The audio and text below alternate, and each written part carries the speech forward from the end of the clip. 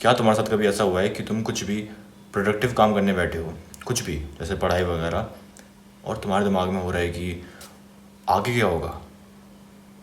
जैसे तुम पढ़ाई करने बैठे हो अगर, तो तुम्हारे दिमाग में ऐसा है कि अरे मैं पास होऊंगा या फेल होऊंगा। उस काम को करने की जगह तुम्हारा ध्यान वहाँ है कि क्या होगा, मेरे साथ क्या होगा। या कभी ऐसा हुआ है तुम्हारे साथ कि तुम कुछ काम करने बैठे हो, जैसे पढ़ाई का एग्जाम्पल ले लेते हैं।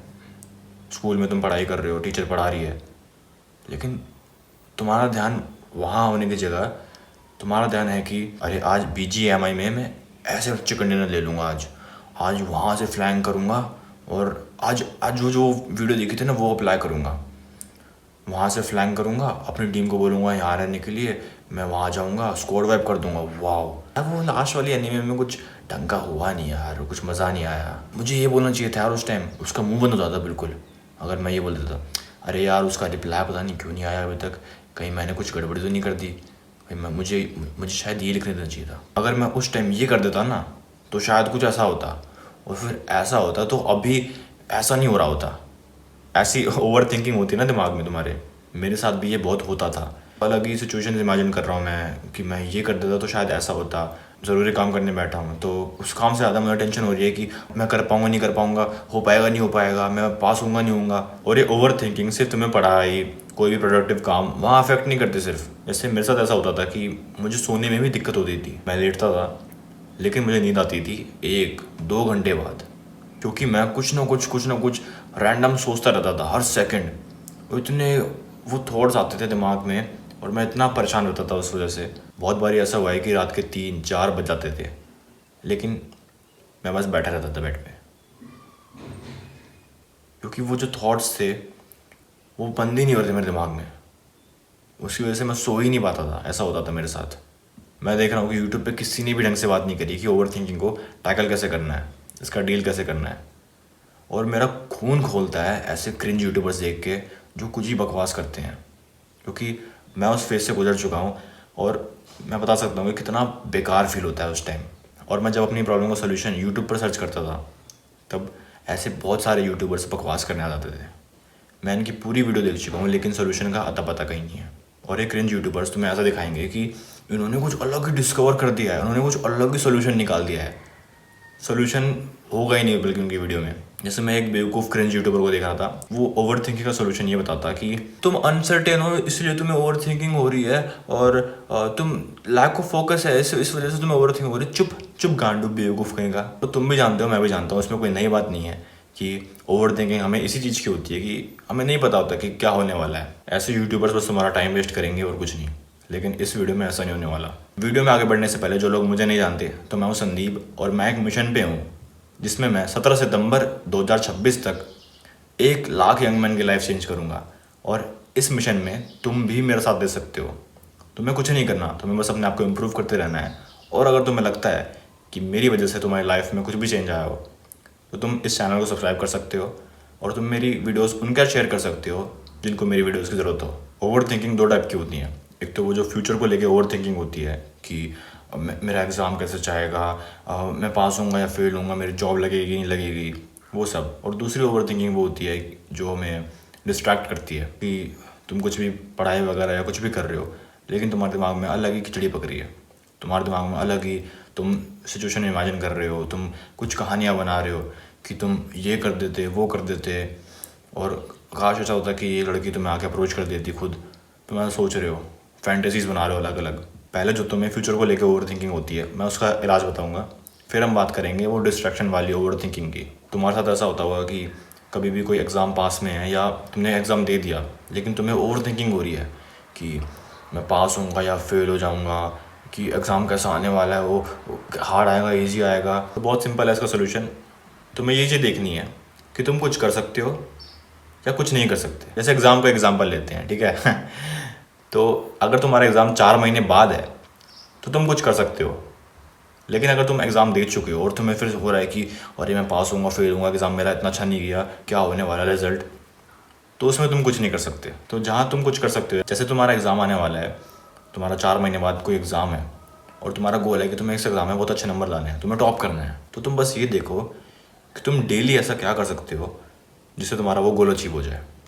तुम्हें बस अपना जो जो बड़ा गोल है कि टॉप करना है तुम्हें, उसको तुम्हें ब्रेक डाउन करना है छोटे छोटे गोल्स में, छोटे छोटे डेली गोल्स में, जिनको तुम अपने रूटीन में ऐड करोगे और उसको डेली अचीव करोगे। और ये चीज़ करनी कैसे है ये मैंने प्रॉपर एक्सप्लेन कर रही है अपनी इस वाली वीडियो में, तुम चेकआउट कर सकते हो उसको। तो अगर तुम डेली एक्शन लोगे तो तुम्हें ओवर थिंकिंग नहीं होगी, क्योंकि हमें ओवर थिंकिंग इसी वजह से होती है मैक्सिमम टाइम, क्योंकि हम कुछ एक्शन नहीं ले रहे होते, हम बस पढ़े रहते हैं पूरा दिन और हम सोचते हैं कि अरे एग्जाम आने वाला है, लेकिन अगर आउटकम तुम्हारे हाथ में नहीं है, तुम कुछ कर ही नहीं सकते। तुम्हें बस एक सिंपल सी चीज़ करनी है, तुम्हें वर्स्ट केस सिनेरियो लेके चलना है। जैसे 2023 की बात है, मेरा एक बहुत डिफिकल्ट एग्जाम था सर्किट सिस्टम करके। जिन्होंने इंजीनियरिंग करी है उनको पता होगा कि कितना डिफिकल्ट एग्जाम होता है ये। तो होता क्या है, जिस रो में मैं बैठा होता हूँ, मैं अपनी बगल वाली जो रो है उसमें जो मेरा दोस्त बैठा हुआ है, मैं उससे पूछता हूँ, वो मुझे अपनी आंसर शीट दिखाता है और मैं लिख रहा होता हूँ, लेकिन अंदर ही अंदर ऐसे धक धक हो रहा था, क्योंकि मुझे डर था कि इन्विजिलेटर हमको देखना ले। फिर 2 मिनट बाद ही मैं देखता हूँ कि इन्विजिलेटर हमारी तरफ भागा हुआ आ रहा है एकदम बहुत गुस्से में, और वो करता क्या है, मेरी आंसर शीट लेता है और मुझे लिखने देता ही नहीं है। मैं उसके सामने गिड़ कर रहा था कि sir sir sir please sir sir please sir अब नहीं करूँगा अब नहीं करूँगा, लेकिन उसको कोई फ़र्क नहीं पड़ा। वो बात अलग है कि बगल में 2 लड़कियाँ सेम वही चीज़ कर रही थी और एक लड़की तो फर्रुखात पकड़ी गई थी, लेकिन उनके हाथ कुछ भी नहीं हुआ। साला फेमिनिस्ट का 14। होता क्या है कि जब मैं एग्ज़ाम सेंटर से हॉस्टल आ रहा होता हूँ तो मैं रास्ते भर बस यही सोचता रहता हूँ कि अरे क्या होने वाला है, क्या होगा, मेरी बैक आ जाएगी, ये वो ओवर थिंकिंग कर रहा होता हूँ मैं। लेकिन जब मैं हॉस्टल पहुँचता हूँ तब मैं सोचता हूँ कि जो होना था वो तो हो गया, अब ज़्यादा से ज़्यादा क्या हो सकता है, ज़्यादा से ज़्यादा ये हो सकता है कि मेरी बैक आ सकती है, मैं फेल हो सकता हूँ इस एग्ज़ाम में। तो ठीक है, मैं अपनी जो बैक का पेपर है उसके लिए तैयारी कर लूँगा, बस सिंपल। और शाम को मैं अपनी मम्मी को बता देता हूँ कि ऐसा ऐसा हुआ और मेरी बैक आ सकती है इस वाले पेपर में, तो जब ये एग्ज़ाम ख़त्म होंगे मेरे तो मैं अपने बैक के पेपर की तैयारी करूँगा और मेरी टेंशन फिर ख़त्म ही होगी। लकीली मैं उस सर्किट सिस्टम वाले एग्ज़ाम में पास हो गया, लेकिन मेरी टेंशन पहले ही ख़त्म हो चुकी थी। ऐसे कह लो कि मैं एकदम रेडी था कि अगर मेरी बैक भी आ जाती है, जो वर्स्ट केस सिनेरियो है वो हो जाता है, तो मुझे कोई दिक्कत नहीं है, मैं तो पहले से रेडी था उसके लिए। बल्कि और ये जो एग्ज़ाम जैसी चीज़ होती है उसमें तो मैं बोलूँगा अपने साथ साथ अपने पेरेंट्स को भी प्रिपेयर करो वर्स्ट केस सिनेरियो के लिए। जैसे मैंने अपनी मम्मी को बता दिया था पहले ही कि मैं फेल हो सकता हूँ, ये हो सकता है वो हो सकता है। थोड़ा हार्ड होगा ये चीज़, लेकिन देखो एग्ज़ाम वाली चीज़ जो है उसमें हमें सबसे ज़्यादा डर यही रहता है, खुद से ज़्यादा डर ये रहता है कि हमारे पेरेंट्स क्या बोलेंगे। तो इसलिए हल्का सा हार्ड होगा ये, हल्का नहीं बहुत हार्ड होगा। तो अगर तुम अभी कुछ ज़्यादा सोच रहे हो तो अपने साथ साथ अपने पेरेंट्स को भी प्रिपेयर कर दो वर्स्ट केस सिनेरियो के लिए। जो भी हमें अनसर्टेनिटी वाली ओवर थिंकिंग होती है कि अरे क्या होने वाला है, कैसे होगा, होगा कि नहीं होगा, अपना वर्स्ट केस सिनेरियो लेके चलोगे और फिर सोचोगे कि अगर ये चीज़ होती है तब मैं क्या करूँगा, तो तुम्हारी ओवर थिंकिंग बिल्कुल ख़त्म हो जाएगी उस चीज़ को लेके। जैसे अभी तुमने जॉब का इंटरव्यू दिया है कोई, ठीक है, तुम सोच रहे हो कि अरे क्या होएगा, मैं सिलेक्ट होऊंगा कि नहीं होऊंगा और कहीं मैं रिजेक्ट ना हो जाऊँ। तुम्हें बस अपना वर्स्ट केस सिनेरियो लेके चलना है, तो ओवर थिंकिंग होगी ही नहीं। वर्स्ट केस सिनेरियो क्या है इस केस में कि तुम रिजेक्ट हो जाओगे, तुम्हारी एप्लीकेशन रिजेक्ट हो जाएगी, ठीक है, फिर क्या, फिर तुम नई जगह अप्लाई करोगे, सिंपल। अब दूसरा है डिस्ट्रैक्शन वाली ओवर थिंकिंग। अब तुम कुछ भी काम करने बैठे हो, लेकिन कुछ टाइम बाद तुम अलग ही कोई सपनों की दुनिया में चले गए, तुम अलग ही कोई अपने दिमाग में फैंटेसीज सोच रहे हो। तुम काम तो कहने को तो तुम ये काम कर रहे हो, लेकिन तुम्हारा ध्यान है वहाँ अपने सपनों की दुनिया में कि तुम ये कर दोगे वो कर दोगे, अलग अलग सिचुएशन इमेजिन कर रहे हो कि अरे यार आज मैं उस लड़की को ऐसे अप्रोच मार दूंगा, ये वाली लाइन बोल दूंगा तो वो तो फ्लैट हो जाएगी, अपना नंबर ऐसे दे देगी मेरे को। इसका एक बहुत सिंपल सोल्यूशन है, और अभी मैं तुम्हें बताऊंगा ना, तुम बोलोगे कि अरे संदीप भाई अरे ये था क्या सोल्यूशन, अरे यार क्या यार हम भी, तुम ऐसे बोलोगे। हम मेडिटेशन में क्या करते हैं, हम अपना पूरा ध्यान रखते हैं अपनी ब्रीदिंग पर, और कुछ टाइम बाद ही हमारा ध्यान नेचुरली इधर उधर चले जाता है, हम बहुत फालतू फालतू चीज़ों के बारे में सोचने लग जाते हैं। फिर कुछ टाइम बाद हमें रियलाइज़ होता है कि हमारा ध्यान हमारी ब्रीदिंग पर नहीं है, और हम वापस अपना ध्यान आराम से अपनी ब्रीदिंग पर ले आते हैं। बस यही चीज़ करनी है तुम्हें। कैसे मैं बताता हूँ, देखो एक मैं वो जाओ थोड़ा ड्रॉ करता हूँ मैं।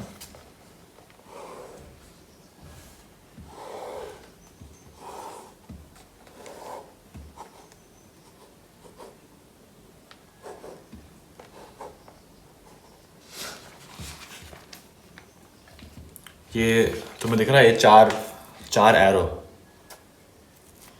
ये है तुम अपना काम, जब तुम अपना काम कर रहे हो, ठीक है, पेन नहीं चल रहा है यार, तुम अपना काम कर रहे हो, फिर तुम्हारा ध्यान जाता है फालतू के थॉट्स में, ठीक। फिर तुम्हें रियलाइज़ होता है कि तुम्हारा ध्यान तुम्हारे काम पे नहीं है।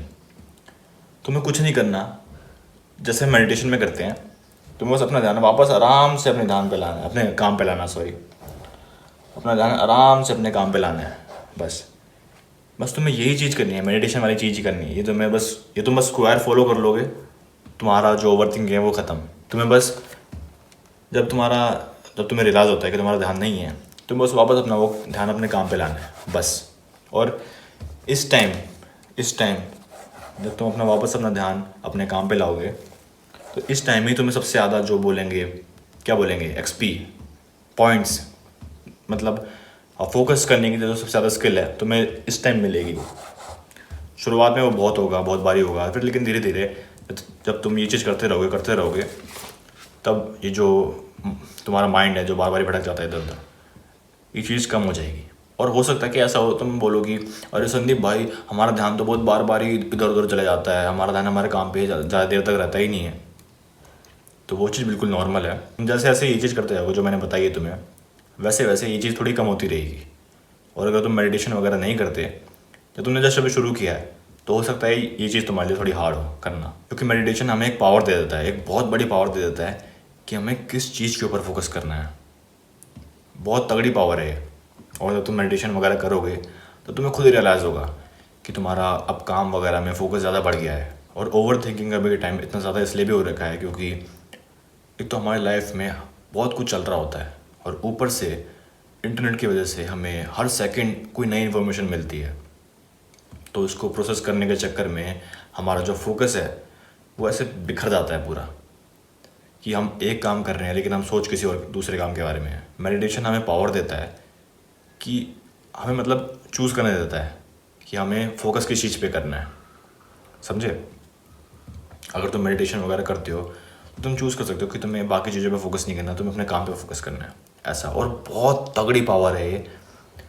और लेकिन दिक्कत ये है कि बहुत सारे लोग बहुत गलत तरह से मेडिटेशन करते हैं। अगर तुम्हें सही तरीका जानना है तो इस वाली वीडियो पे क्लिक करो। तो आज के लिए इतना ही। अगर तुम्हें ये वीडियो पसंद आई है तो मुझे पूरा भरोसा है कि तुम्हें मेरी बाकी वीडियोज़ भी पसंद आएंगी। तो फटाफट चैनल को सब्सक्राइब करो और मेरी बाकी वीडियोज़ भी चेकआउट करो।